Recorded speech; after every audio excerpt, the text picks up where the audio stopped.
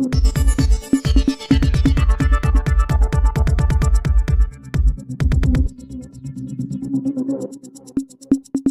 नरेंद्र मोदी, है मोदी भक्तों,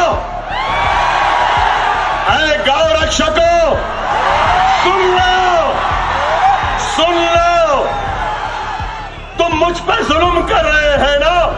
मेरे बस्तियों पे बुलडोजर चला के, मेरी अज़ा को रुका के, मेरे बच्ची का हिजाब खींच के, मेरे लव जिहाद के नाम पर मार के, मॉब लिंचिंग करके तुम मेरी इज्जतों को लूट कर जश्न मना रहे हो। सुन ले मोदी,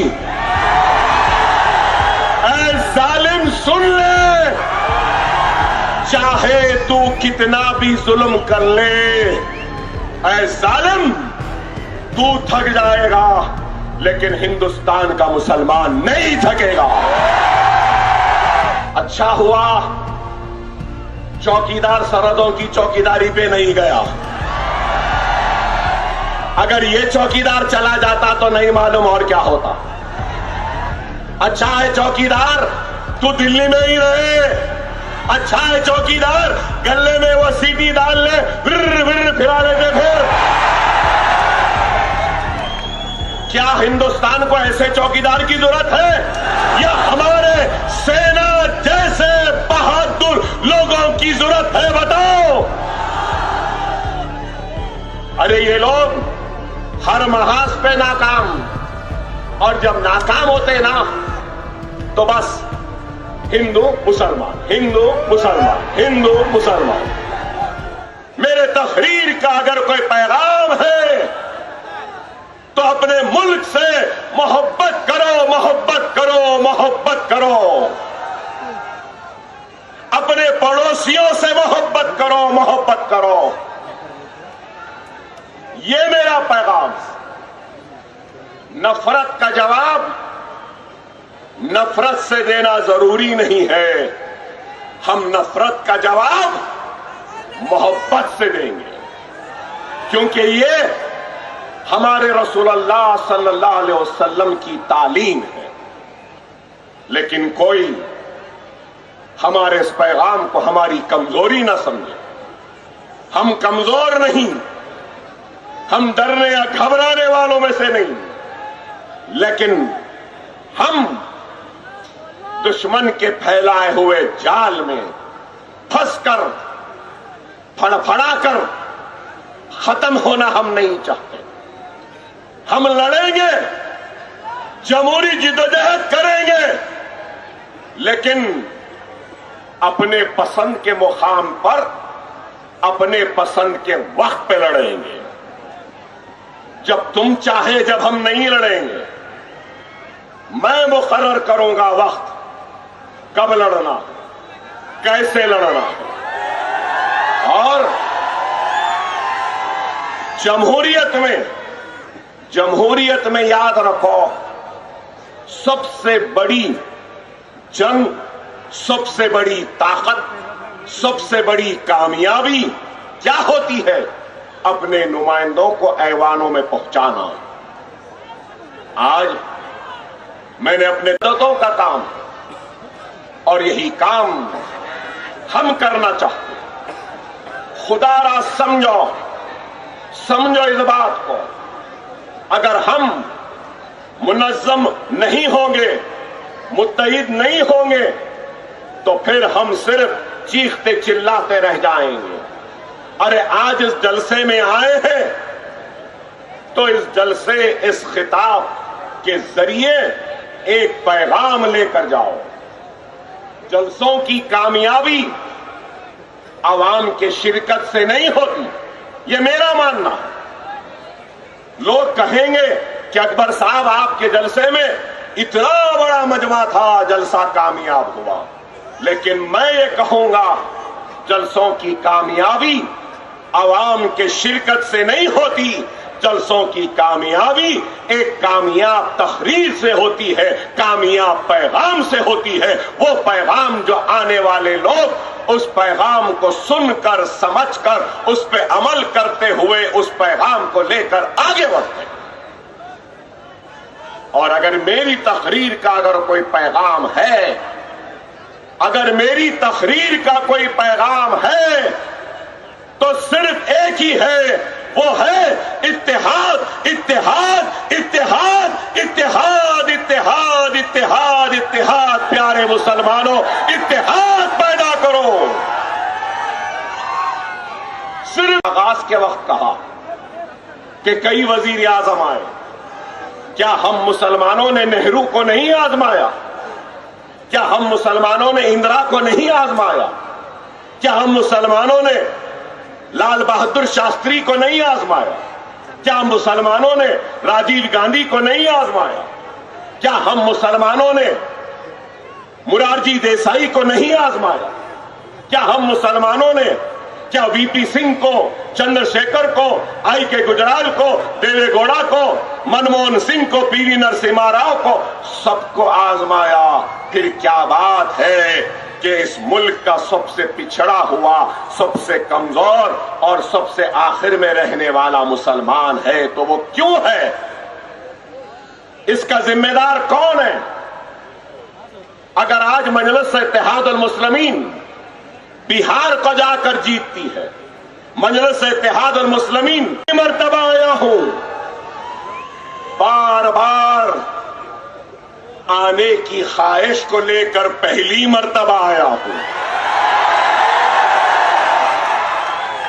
आपके गम को बांटने के लिए बार बार आने का इरादा है। आप के खुशियों का हिस्सा बनने के लिए बार बार आने का इरादा है। दुनिया में बहुत लोग होंगे जिनके पास दौलत है, जिनके पास ताकत है, जिनके पास शोहरत है, लेकिन बहुत कम लोग होंगे जिनके पास इतनी मोहब्बत है।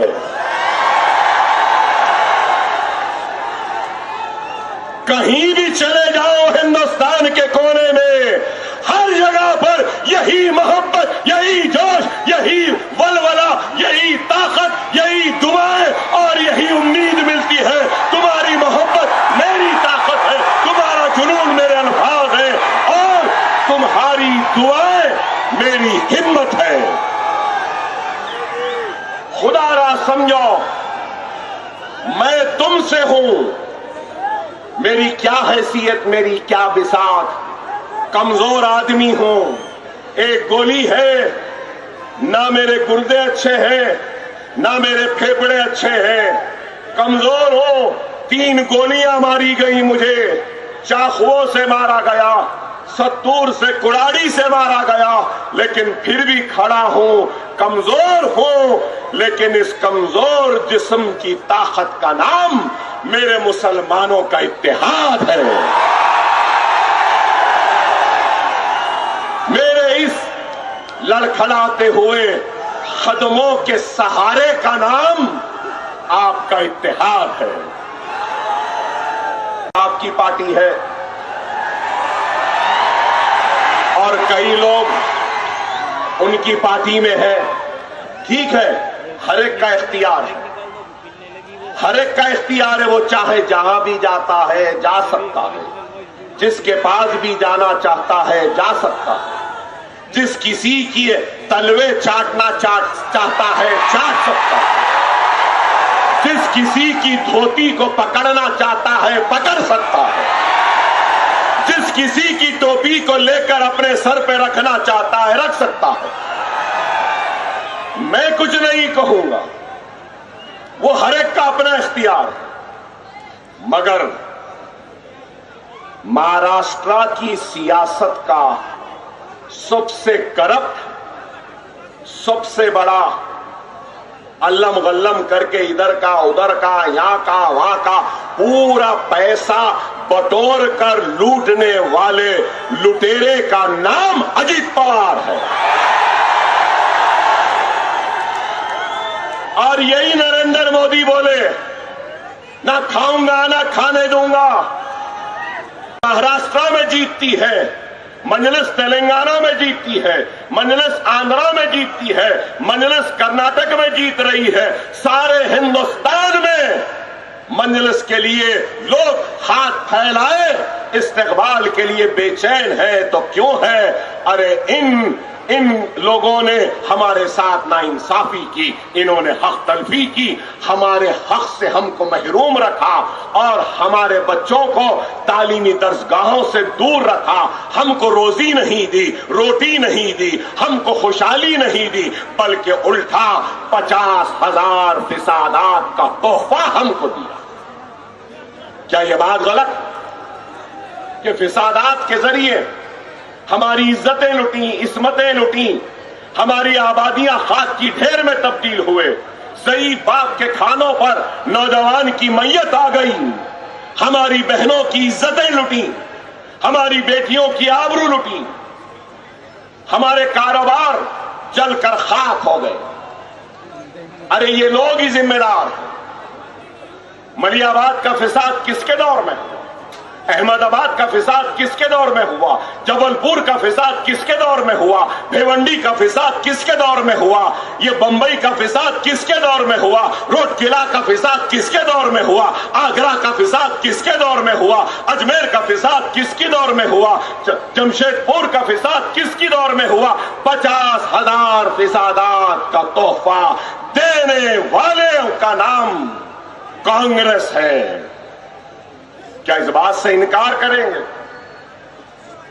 अरे हर किसी ने हमारा इस्तेसाल किया, इस्तेमाल किया, उसका नतीजा यह हुआ कि हम पिछड़ गए, कमजोर हो गए और आखिर में आ गए। इस आय अल्लाह, आय अल्लाह, आमीन बोलना जोर से, आय अल्लाह, आय अल्लाह। हर चाय वाले की किस्मत इस चाय वाले जैसी कर दे। और बोला आमीन। 6,500 करोड़ कहां से आए? मैं इतनी देर से खड़ा हूं, कोई एक पैसा मुझे नहीं दे रहा। भाई इनको क्यों दिए? इनको कौन दिया? कुछ दिए होंगे तो दिए ना। मुल्क को कहां बेचा तूने, बता नरेंद्र मोदी, कि जिसके जरिए तुझे ये पैसा मिला? मुल्क को कहां गिरवी रखाया कि तुझे ये पैसा मिला? Trump my friend, Trump my friend, Trump my friend, Trump Trump Trump गले लगा रहे। ट्रंप टैरिफ 500 तक आ गया, एक्सपोर्ट जीरो हो रहे हैं, फार्मास्यूटिकल एक्सपोर्ट्स गिर रहे हैं, चाइना से ताल्लुकात खराब, अमेरिका से ताल्लुकात खराब, सोवियत यूनियन से ताल्लुकात खराब, बांग्लादेश से ताल्लुकात खराब, बर्मा से ताल्लुकात खराब, सबसे खराब।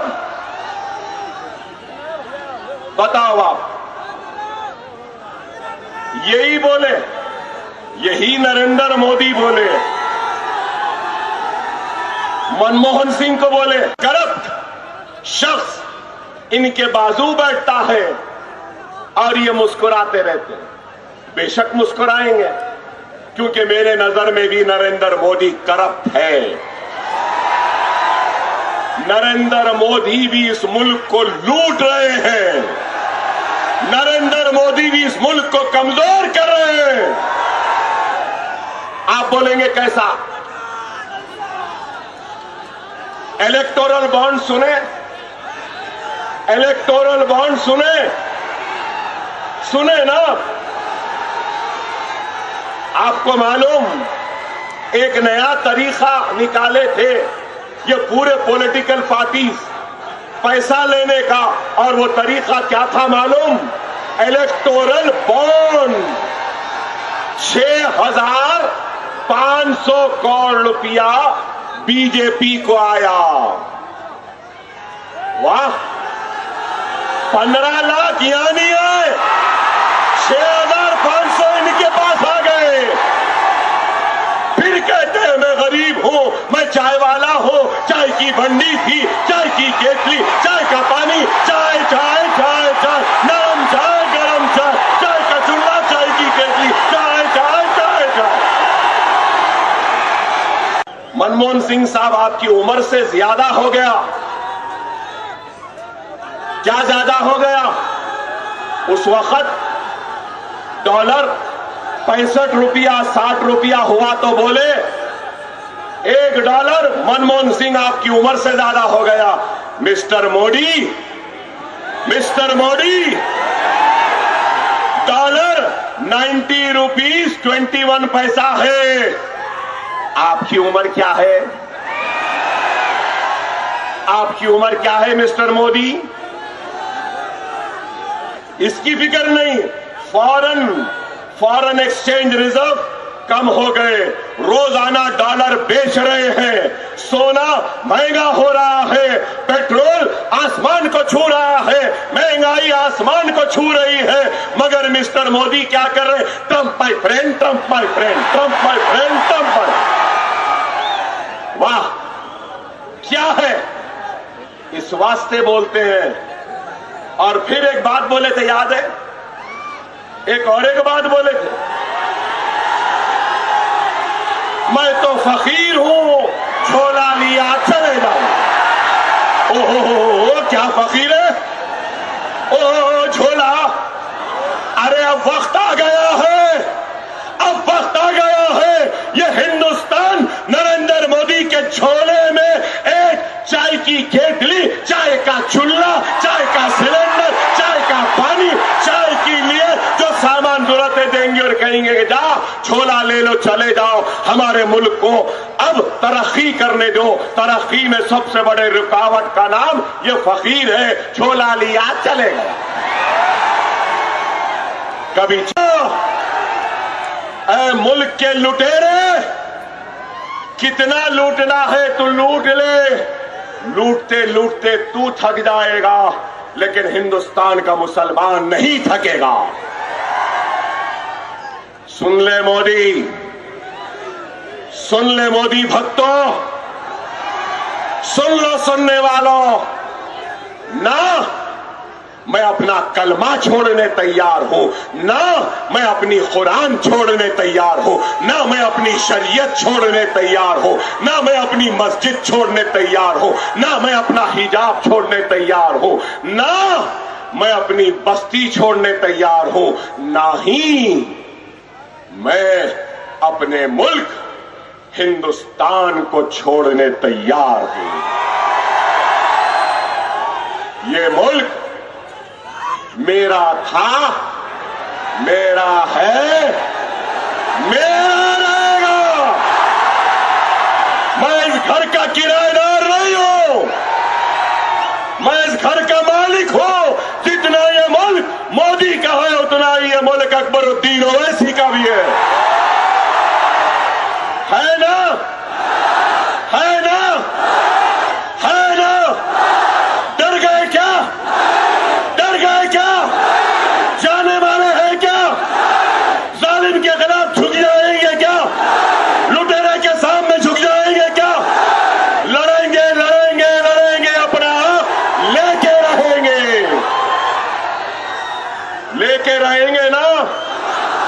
गया तो कभी फकीर बन गया, तो कभी चौकीदार बन गया। चौकीदार भी बने थे, याद है? चौकीदार चौकीदार चौकीदार चौकीदार, क्या है बताइए? गले में सीटी है, लेकिन चौकीदार सीटी नहीं बजा रहा। आप सबसे कहूंगा, सब जने मिलकर हमारे आर्म फोर्सेस, हमारे फौजी, हमारे एयरफोर्स और नेवल के जितने सिपाही हैं, उन सबको हमको सलाम करना है। करेंगे ना? करिए।